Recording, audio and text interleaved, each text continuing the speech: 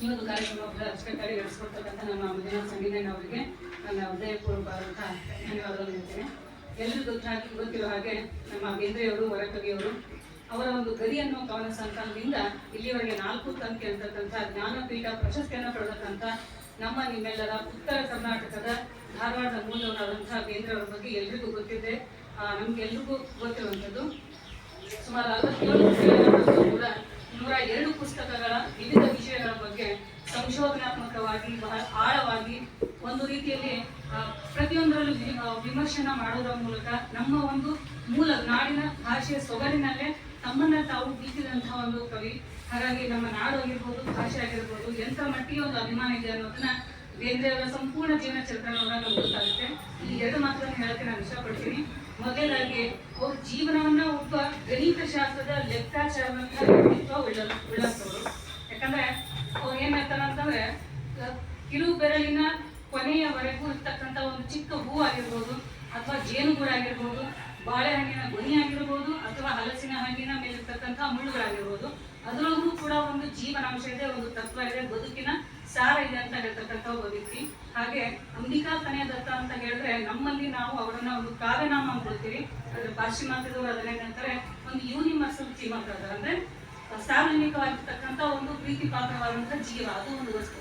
ಹಾಗಾಗಿ ಕಾವ್ಯ ಅಂದ್ರೆ ಕೇವಲ ಜೀವನ ಅಲ್ಲ, ಅಥವಾ ಕೇವಲ ನಾವು ನೋಡ್ತಕ್ಕಂಥ ಕಲ್ಪನೆ ಅಲ್ಲ.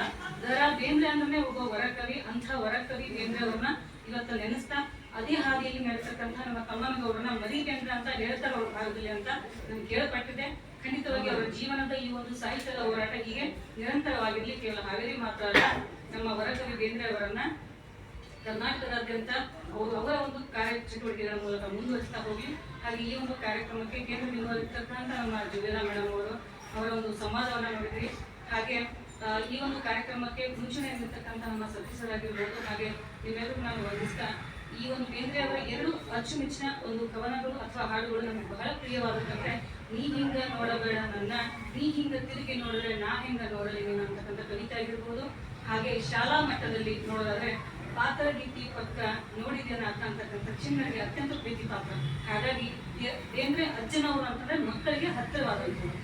ಒಂದೇದು. ಹಿರಿಯರಿಗೆ ಅನ್ನೋದಾದ್ರೆ ಒಂದು ಸಾಹಿತ್ಯಿಕವಾಗಿರ್ಬೋದು, ಸಂಶೋಧನಾತ್ಮಕವಾಗಿರ್ಬೋದು, ವಿಮರ್ಶಕರಾಗಿರ್ಬೋದು, ನಾಟಕಕಾರರಾಗಿರ್ಬೋದು, ಹೀಗೆ ಪ್ರತಿಯೊಂದು ಅಂಚಿನಲ್ಲಿ ಬೇಂದ್ರೆ ಅವರು ಇದ್ದಾರೆ. ಆ ಬೇಂದ್ರೆ ಅಂತ ಮೂಲ ನಮ್ಮ ಹಾವೇರಿಯ ಭಾಗದಲ್ಲಿ, ನಮ್ಮ ಧಾರವಾಡದ ಮೂಲದಲ್ಲಿರ್ತಕ್ಕಂಥವ್ರು. ಅಂತಹ ಬೇರನ್ನ ನಾವು ಗಟ್ಟಿಯಾಗಿ ಹಿಡ್ಕೊಂಡು ಅಜ್ಜನವರ ಗೋಲನ ಮಾತ್ರ ಅಲ್ಲ, ಅಜ್ಜನವರ ಮಾತು ಮಾತ್ರ ಅಲ್ಲ, ಅಜ್ಜನವರ ಪ್ರತಿಯೊಂದು ನಡೆಯೂ ಕೂಡ ಒಂದು ಆದರ್ಶವಾಗಿ ಇರಲಿ. ಅದು ಕೇವಲ ನಮ್ಮ ತಮ್ಮನಗೌಡರ ಒಂದು ಏನು ವೇದಿಕೆಯನ್ನ ನಡೆಸ್ತಾ ಇದ್ದಾರೆ, ಅವ್ರ ವೇದಿಕೆ ಮೂಲಕ ಈ ಒಂದು ಕೋಟೆ ಕನಸುಗಳ ಅರಮನೆಗೆ ಇವತ್ತು ಅಜ್ಜನವರು ನಾವು ಒಂದು ಬರವಾಗಿ ಬಂದಿದ್ದಾರೆ ಅಂತ ಅಜ್ಜನವರಿಗೆ ನಾವು ಪ್ರೀತಿಪೂರ್ವಕವಾಗಿ ನೆನೆಸ್ತಾ, ಇಂತಹ ಅನೇಕ ಅವರ ಒಂದು ತಿಂಗಳ ಏನು ಅಂಗಳದ ಮಾತಿದೆ, ತಿಂಗಳದ ಕವಿಯಾಗಿ ಅವರು ಬಂದಿದ್ದಾರೆ. ಈ ತಿಂಗಳಲ್ಲೂ ಈ ವರ್ಷ ಪೂರ್ತಿಯಾಗಿ ನಿರಂತರವಾಗಿ 365 ದಿನಗಳು ನಡೀತಾ ಇರಲಿ ಅಂತ ನಾನು ನನಗೆ ಮಾತನ್ನ ಮುಗಿಸ್ತೀನಿ. ಮಾತನಾಡೋದಕ್ಕೆ ಅವಕಾಶ ಕೊಡೋದಕ್ಕೆ ಧನ್ಯವಾದಗಳು.